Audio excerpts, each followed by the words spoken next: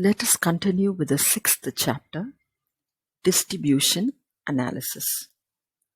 In this chapter, we have been studying about the distribution of factor incomes to the factors of production.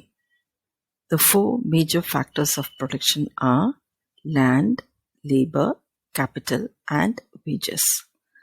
The factor incomes awarded to these factors of production are rent, wages, interest, and profit respectively. We have already studied about the theories of rent. Today let us see about wages. So what are wages? In Tamil, wages means coolie. Wages, you can say wages, or you can say income or salary. So what are wages? Wages are paid for the service of the laborer. So wages are paid to the laborers. Wages are the payment for the services of labor. So wages are the payment for the services of labor. It can be intellectual or physical. This is a physical labor. He is using more of his body in the production process. If you take a plumber, a mason, an agriculturist, they use more of their body in rendering services. Intellectual means using more of mind. It can be the service of an engineer, a doctor, a teacher. It is intellectual. So wages are the payment for the services of labor. It can be intellectual or physical. Wage may be paid daily, weekly, fortnightly, monthly, or yearly, and partly at the end of the year in the form of bonus. So how do they pay the wages to the laborers? Some people get their wages every day. That is, if you go for work today, you will be paid. Tomorrow, if you don't turn up, you will not get wages. So it may be paid daily. Every day they will get the wages. Some may get it weekly, end of the week, maybe Saturday or Friday, based on the number of days that they have worked. 5 days or 6 days or 7 days. It can be paid weekly. Fortnightly means once in 15 days or twice a month. Okay. So fortnightly also wages are paid. Wages are paid monthly. For example, if you take myself, I get the salary monthly. They don't call it wages, but they say salary or income because it is paid only once a month. Some people get their salary yearly. Once in 12 months they are paid.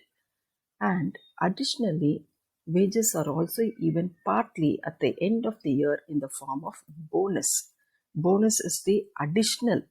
Along with the wage, you get an additional which is called as bonus, and it is generally paid partly at the end of the year.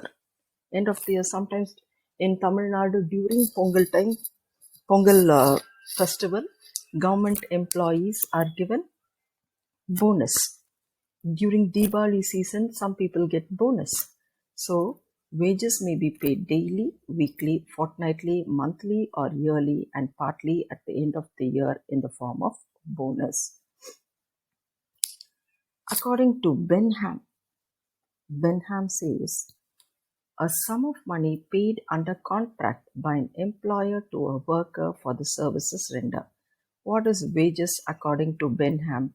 Benham defines wages as a sum of money paid under contract. What do you mean by contract? Initially, they get into an agreement saying if you work for 1 month or for 15 days, you will be given this amount of salary.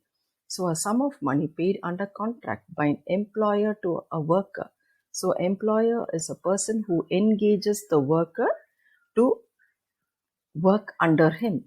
Who's a worker? The laborer only is called as the worker. A sum of money paid under contract by an employer to a worker for the services rendered is called as wages according to Benham.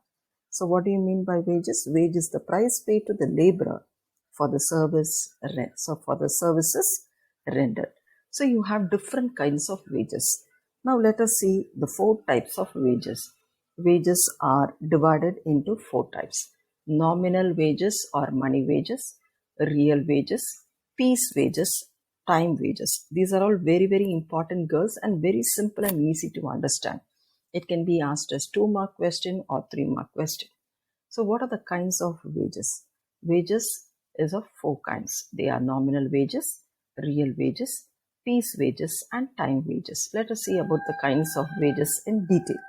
What do you mean by nominal wages? This is question number 24 in your textbook. What is nominal wage? Nominal wages are referred to the wages paid in terms of money. If the wages are given in terms of money, that is currency note, 500 rupees. Here you have 500 rupees note or 50 rupees note. If it is given in terms of money, then it is called as nominal wages. Nominal wages are referred to the wages paid in terms of money. You might be wondering, Miss, everywhere they give wages in the form of money only. Then why do you have this as a kind of wage and you talk about it? Next, we have real wages also. Nominal wages are paid in terms of money, whereas real wages are paid in terms of goods and services. What do you mean by that? Sometimes in some organization they will say, if you work here, we will give a free house for you. We will give a car with a driver. These are the services or these are the goods given by the organization. It is not given in the form of money. Instead of giving 10,000 rupees as money wages, they say, I will give you a house worth 10,000 rupees rent. So real wages are wages paid in terms of goods and services. So now you must know the difference between real wage and money wages. Whatever money I get at the end of the month is called as money wages. I get salary in terms of money wages. What do I do with that money wage? I convert it into real wages. Everywhere it happens, even in your house, your parents do the same. They take money wages from their employer. While coming home, what do? They purchase the provision needed for that particular month, which is called as the real wages. So real wages are paid in terms of goods and services. Hence, real wages are the purchasing power of money wages. How do you get the real wages? Only when you get the money wages, you can convert it into real wages. Real wages are the goods and services. So real wages are the purchasing power.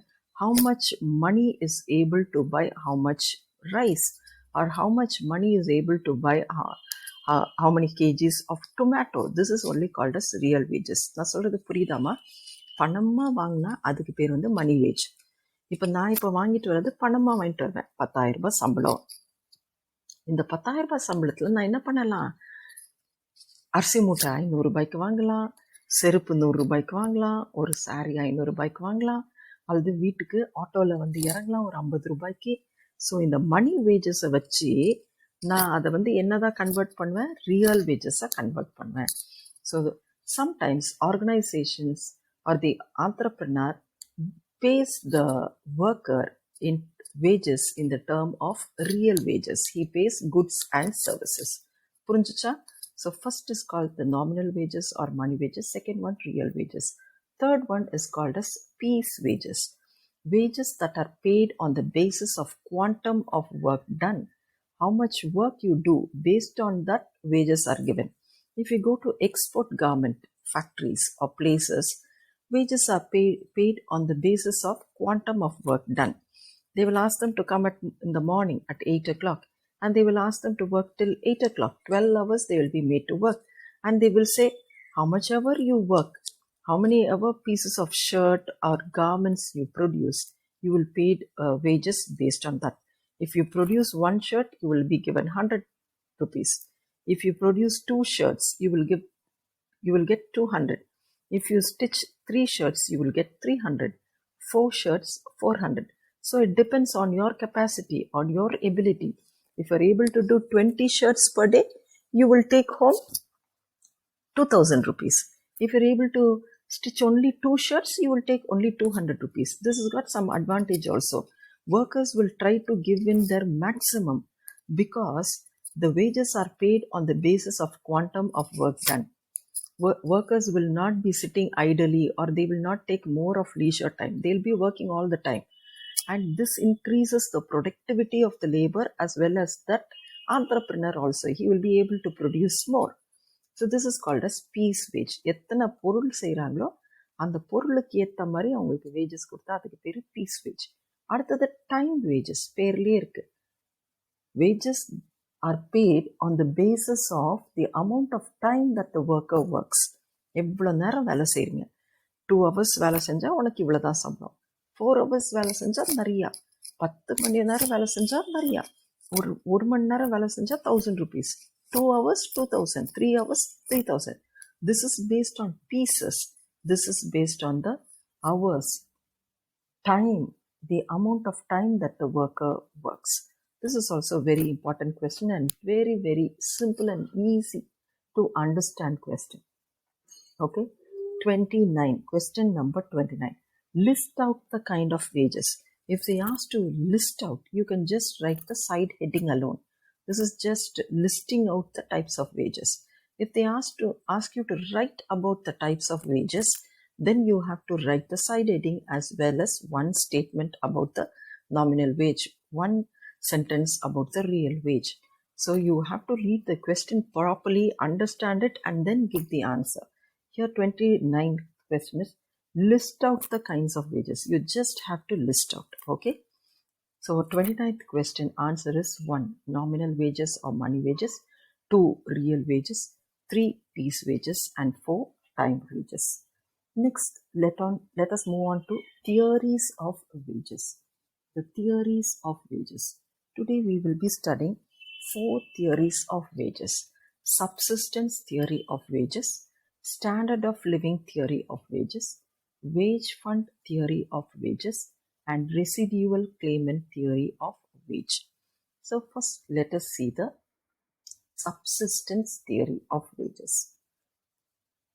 Subsistence theory is one of the oldest theory of wages. It was first explained by the physiocrats. Physiocrats are a group of French economists. So first this theory was given by the physiocrats. Subsistence theory is one of the oldest theories of wages. Later on, it was restated by David Ricardo. According to this theory, wage must be just equal to subsistence level of the laborer and his family. So this theory says that the amount of wage that is paid to the laborer must be just enough for his survival. That is the minimum amount of food, the minimum amount of clothing, the minimum amount of shelter only is called as subsistence. Subsistence means the minimum amount of food, clothing, and shelter which the worker and their family require for existence or survival. Suppose if the worker needs rupees 500 for his survival, only that much amount must be given to the worker. He must not given more than 500, or he must not be given something less than 500 rupees. So according to this theory, wage must be equal to the subsistence level of the laborer and family. Subsistence means the minimum amount of food, clothing, and shelter which the worker and the family require for existence. If workers are paid higher than the wages, then if the workers are paid wages higher than the subsistence level, the workers would be better off and they will have large families. So what does Ricardo say here? If the workers or the laborers are paid higher wages than the subsistence level, the workers will be better off. Okay? And they will have large families. Hence, the population would increase. When the population increases, the supply of laborer would increase and therefore wages will come down.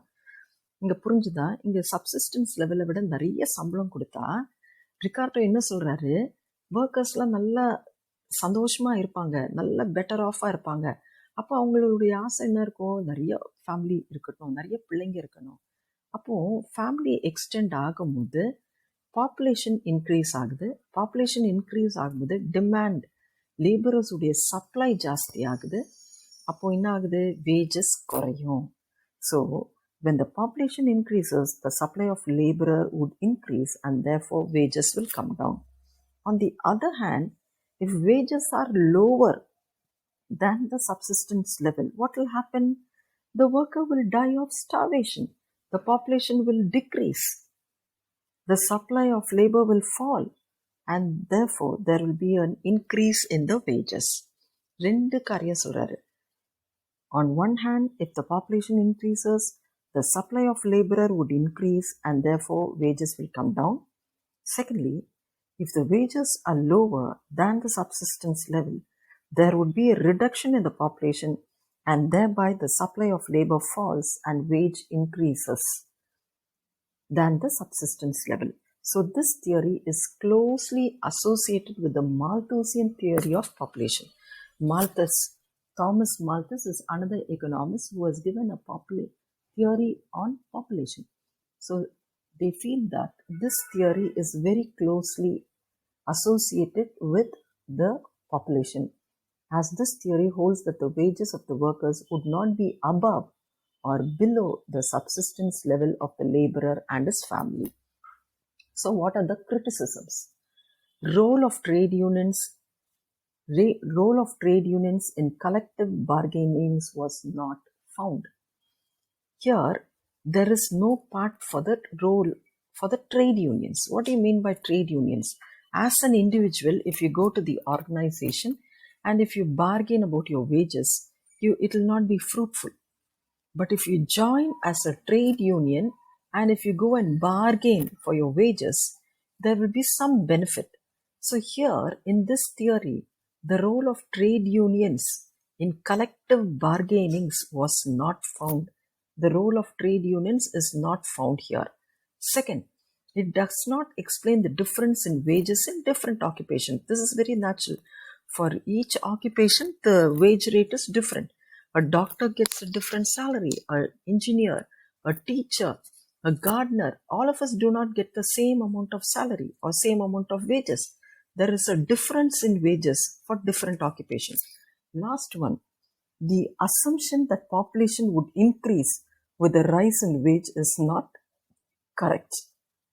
Okay, the assumption that population would increase with a rise in wage is not correct. For example, poor families have more children than rich families. Poor families, you have more number of children. You cannot say that as the worker is better off, his family increases. It is not like that. In reality, we see that poor people have more number of children than the rich people. So wage rate alone does not determine the birth rate. Okay. So these are the criticisms of the subsistence theory of wages. Next, let us see the standard of living theory of wages. The standard of living theory of wages was developed by Torrance, is an improved and refined version of subsistence theory of wages. So standard of living theory is an improved version of the subsistence theory of wages, which it was given by Torrance. According to this theory, wage is equal to the standard of living of the workers. If standard of living is high, wages will be high. If the standard of living is low, the wages will be low. So what does Torrance say here? He talks about the standard of living of the people. If the standard of living is high, if people come from good homes, they get high salary. If the standard of living is low, they get low salary. Is it like that? Is the wages based on the standard of living? No. In reality, it is not like that. Standard of living wage means the amount necessary to maintain the labor and the standard of life to which he is accustomed. So here, Torrance says that standard of living, wages is determined by the standard of living. So what is the criticism? According to this theory, the standard of living determines the wages. So this theory says that the standard of living only determines your wages. If you are rich, your wages will be high. If you are poor, your wages will be low. But in actual practice, wages only determine the standard of living. In reality, If your salary is high, if your wages are high, your standard of living will be high. That's very natural.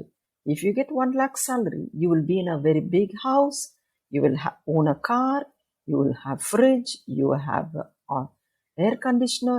If you get only 1,000 rupees as salary, you will be living in a hut. You will not have air condition. You will have only fans. You will have only ordinary lights. You will not have a car. You will have only a cycle. So in reality, wages only determine the standard of living. So this is about standard of living theory of wages. These theory of wages are also very important, girls. It can be asked as 2 marks and 3 marks. And moreover, it is very simple and easy to understand. Next, we have the wage fund theory of wages. This is a picture of J.S. Mill, who perfected this theory. The theory was first given by Adam Smith. The wage fund theory of wages was initially given by Adam Smith, but the credit goes to J.S. Mill, who perfected this theory. According to Mill, every employer will keep a given amount of capital for payment to his workers. So what does Mill say? He says that an entrepreneur or an employer will keep a given amount of capital to be paid to the workers. Suppose if the entrepreneur has 10,000 rupees, he will keep 2,000 rupees aside. This is for the payment to the workers, and this is called as the wage fund.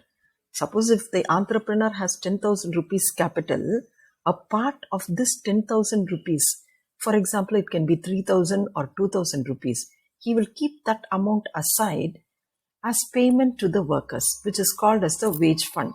This wage fund is fixed and constant. If 3,000 rupees, if he keeps 3,000 rupees for the month of January, for February also the wage fund will be 3,000.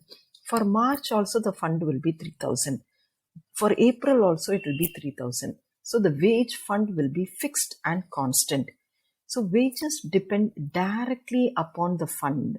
What do you mean by directly? Wages depend directly on the fund. If the wage fund is more, your wages will also be more. If your wage fund is less, your wages will also be less. So there is a direct relationship. High, idu உயர்ந்ததுனா idu உயரும். Okay? If your wages is more, if your fund is more, your wages is also more. If your fund is less, your wages is also less. So there is a direct relationship between wages and wage fund. When I talk about fund, it means wage fund. Secondly, there is an inverse relationship between the wage fund and the laborers. What do you mean by that? If the laborers are more, what happens? If the laborers are more, the wages will be less. So there is a relationship between laborers and wages here. We are talking about laborers and wages. I want to make a correction here. We are talking about the laborers and the wages. If the laborers are more, the wages will be less. If the laborers are less, the wage level will be more. So here we have an inverse relationship. Wages depend directly upon the wage fund and inversely with the number of laborers. So wages depend inversely with the number of laborers employed. So how do you calculate the average wage per worker? Average wage per worker is calculated with this formula: total wage fund divided by the number of workers. Suppose the total fund is 10,000 rupees. Okay, total wage fund is 10,000 rupees.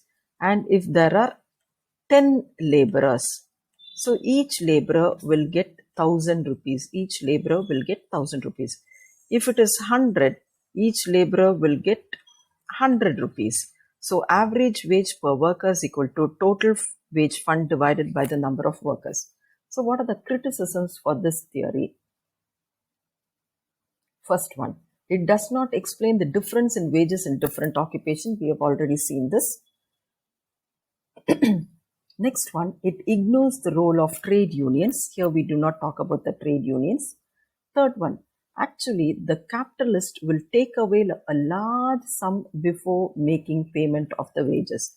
Here, capitalist means the employer or the entrepreneur, the one who's employing the people is called as the capitalist. Capitalist is the person who's doing the production. Actually, what will the capitalist do? He will take a large portion of money for himself and he'll keep only a small amount as wage fund. So this is another criticism for the wage fund theory. One is residual claimant theory of wage. This theory was propounded by the American economist F.A. Walker in 1875. This theory was given by F.A. Walker in the year 1875 in his book Political Economy.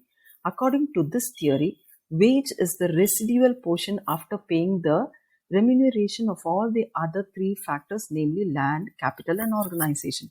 We already know that there are four factors of production: land, labor, capital, and organization. Here, the entrepreneur is making the payment for three factors. He is giving rent to the land, he is giving interest to the capital, and he is also keeping a part as profit for the organization. The balance which is left out is paid as wage. The residue or the balance, the leftover, is given as wages. That's why it is called as residual claimant theory of wage. ரெசிடியூவல்னா என்னது? Entrepreneur கையில் இருக்க மீதி மிச்சம். லேண்டுக்கு கொடுத்துட்றாரு, கேபிட்டலுக்கு கொடுத்துட்றாரு, ஆர்கனைசேஷனுக்கு கொடுத்துட்றாரு. மீதி கடைசியில் அவர் கையில் மிச்சமாக இருக்கு பாருங்க, அந்த மிச்சத்தை தான் எடுத்து அவர் வேஜஸாக கொடுக்குறாரு. The balance amount left after giving the remuneration for the three factors of production, namely land, capital, and organization, is paid as wage to the laborer. So it is called as the residual claimant theory of wages. It was given by F.A. Walker in 1875. What is the criticism? This theory does not explain the role of trade unions can secure higher wage for workers. It does not give importance to the trade unions. This theory does not explain the role of trade unions. Actually, trade unions can secure higher wage for the workers. Trade யூனியன்ஸாக சேர்ந்திங்கன்னா bargaining power ஜாஸ்தி இருக்கும். இங்கான trade யூனியனை பற்றி நம்ம பேசுறது இல்லை. Second, demand side of labor in the determination of wages need to be considered. While giving the wages, you have to find the demand side of labor. Demand, how many laborers are wanted for that particular job. Okay, if 100 people are wanted, that is only called as demand side. Supply side means the number of laborers that are available. The number of laborers which is available is called as the supply side. The number of laborers required for a production only is called as the demand side of labor. So while determining the wages, the demand side of the labor must be considered. So this is residual claimant theory. So today we have seen wages. What do you mean by wages? The definition for wages, the kinds of wages, the theories of wages.